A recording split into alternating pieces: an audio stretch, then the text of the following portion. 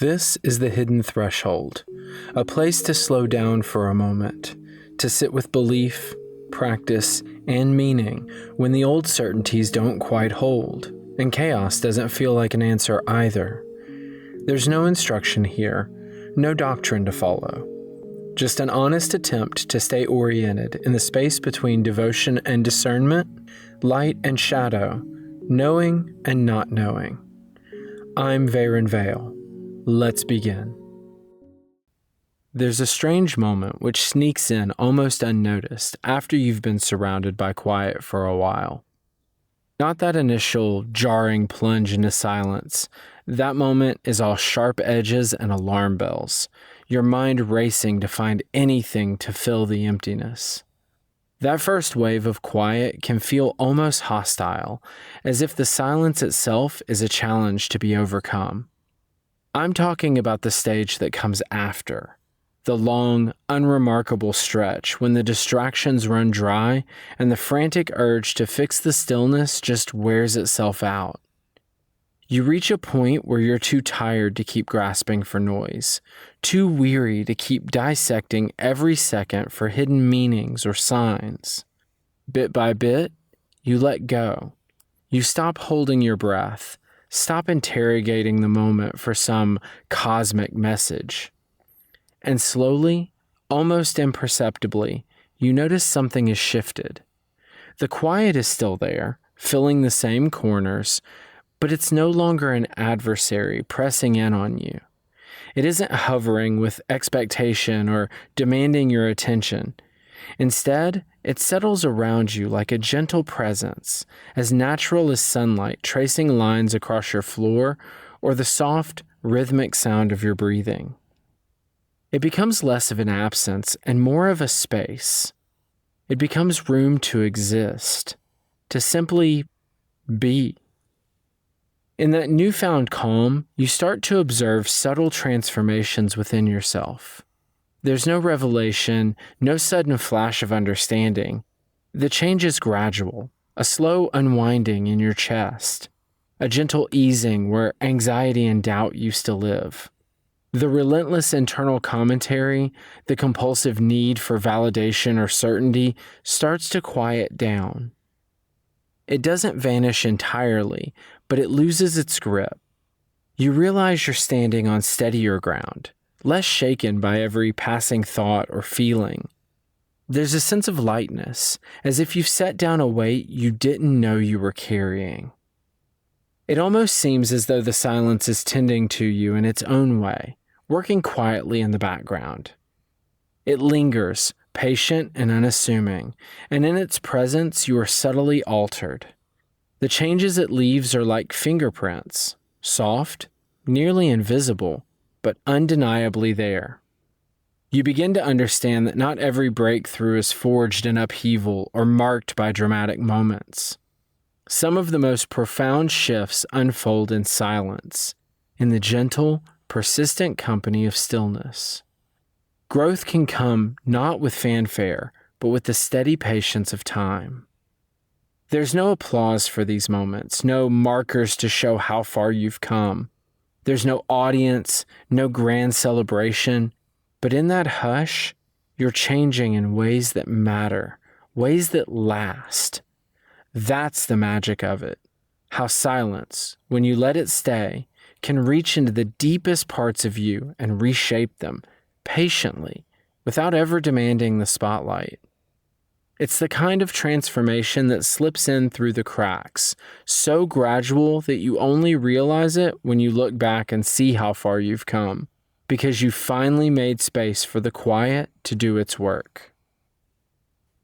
If you linger in the quiet long enough, something subtle but unmistakable begins to change. At first, it's hard to pin down. There's just this gradual ebbing of urgency, a softening of all the things that used to demand your immediate attention. The need to announce your opinions or carve your position into stone or scramble for certainty and clutch at beliefs as if they're lifelines, it all starts to fade. The sharp edges of self-assertion and defensiveness, once vital, begin to blur and recede. You realize that the pressure to always know, always define, always defend, simply doesn't hold the same weight it once did. Certainty itself doesn't disappear, but it does become less aggressive, less adversarial. Where it once bristled, eager to be proven and to prove you right, it now settles into something gentler, more companionable. You stop feeling the urge to argue or defend your ground at every turn. It's not about staking your claim anymore. It's about what feels true for you without needing to shout it from the rooftops or use it as armor. In the hush, you can finally distinguish between a belief that genuinely arises from within and one you adopted for protection out of fear of uncertainty. Silence has a way of exposing the places where you've been clinging because it felt safer than acknowledging you didn't have all the answers. In that vulnerability, there's a freedom you couldn't have imagined before. Even the rituals you once performed, be they spiritual, habitual, or simply comforting, begin to transform. They let go of their performative shine. Lighting a candle, repeating a mantra, kneeling in prayer. These actions stop being about putting on a show for yourself or for some imagined audience. The magic isn't squeezed out by effort, it arrives unbidden, present only in the simplicity of the moment. The rituals become less about seeking reassurance or fulfillment and more about a quiet participation in the flow of things. There's an honesty in doing something just because it feels real, grounding you in the here and now without reward or validation.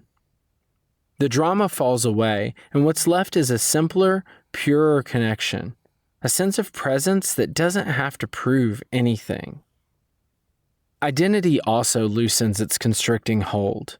The labels you've worn, the stories you've rehearsed about who you are and where you're going, they begin to feel less necessary. They no longer serve as shields or fortresses. Instead, they're more like gentle markers along a path.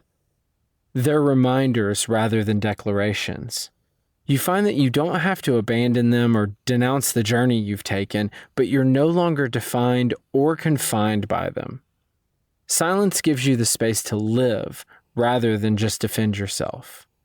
The gap between being and protecting yourself grows wider, and you start to slip into a more natural way of inhabiting your own life. If devotion remains after all this, it too is transformed. It's no longer noisy or desperate for affirmation. It doesn't need to be displayed, explained, or justified.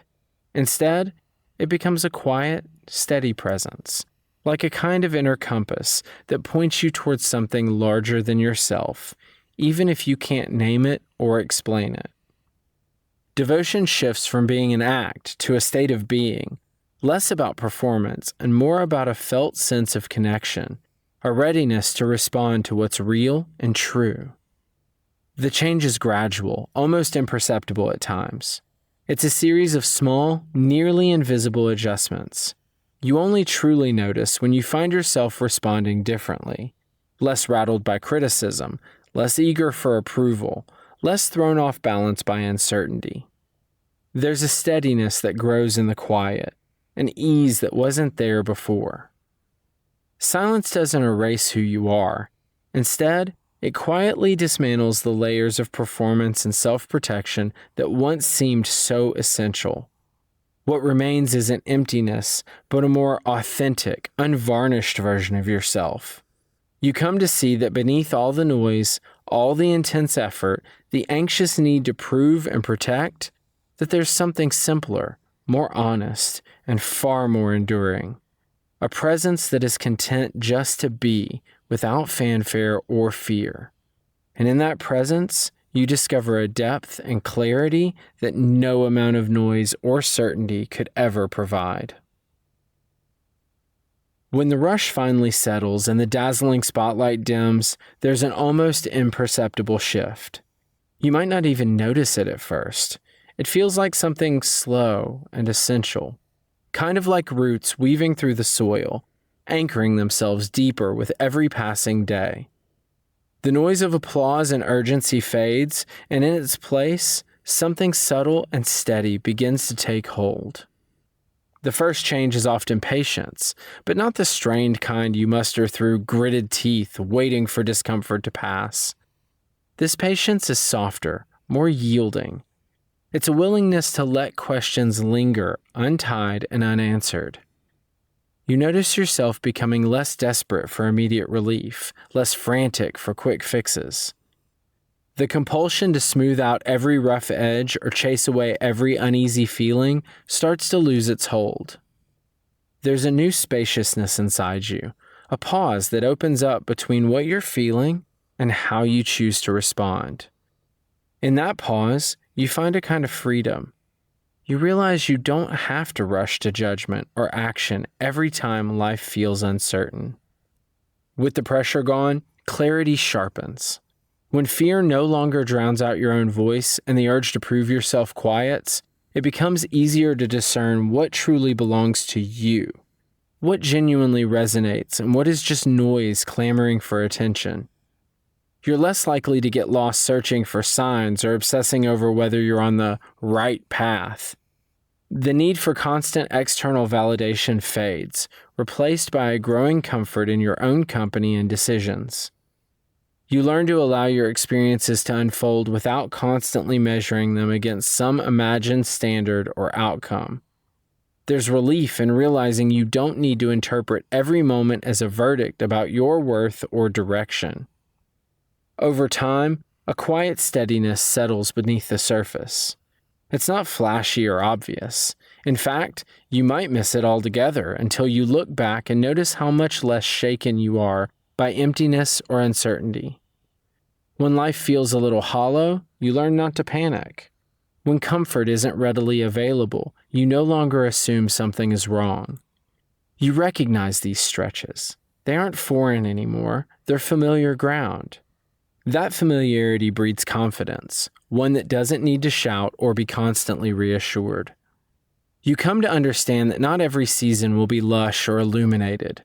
Some periods are thin, silent, and stripped of obvious meaning. But these aren't wasted times.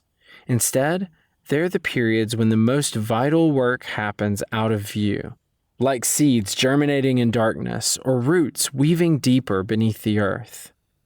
The absence of noise, activity, and praise teaches you the value of endurance and how to remain present and engaged even when no one is watching or applauding. You discover the importance of showing up for yourself and of being consistent when there's no spotlight and no external reward. Silence becomes a patient teacher. It shows you how to stay when circumstances are unremarkable and how to stand tall without affirmation. You learn how to move forward based on your own inner compass rather than waiting for someone else's approval or encouragement. The growth that takes place here doesn't announce itself. It doesn't turn your world upside down overnight. It changes you slowly, making your foundation sturdier and your spirit more resilient. The lessons learned in quiet, in waiting, in uncertainty, they shape you in ways that the clamor of constant activity never could. This kind of transformation is the slow, silent, persistent deepening of roots. And the deeper those roots grow, the less dependent you become on external reassurance to feel secure. When the world inevitably becomes noisy again and the rush and the spotlight return, you find yourself less easily shaken. There's a calm at your core, a sense of belonging that isn't swayed by outside circumstances. You know now how to stay grounded, to weather both fullness and emptiness, to trust the hidden work that happens in silence. You carry with you an enduring strength that holds fast, no matter how loud or uncertain life becomes. It's interesting to note that most people assume silence is the hardest thing to deal with, that the absence of noise, the empty spaces, those are what threaten to undo you. But if you sit with it long enough, you realize the real challenge isn't the quiet itself, but what comes after. The real test is when the world turns the volume back up, when all the sounds and expectations flood in again, almost before you're ready. Because they always do come back. Life refuses to stay vacant.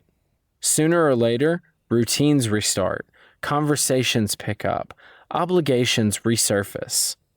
It's like someone threw open the doors and every voice, opinion, distraction, and obligation you'd managed to escape comes rushing back. Suddenly, there are invitations you feel pressured to accept, opinions you're supposed to have, tasks you can't ignore. The world demands your attention, your reaction, your participation. You're swept up in a current of activity and expectation, and it's so very loud.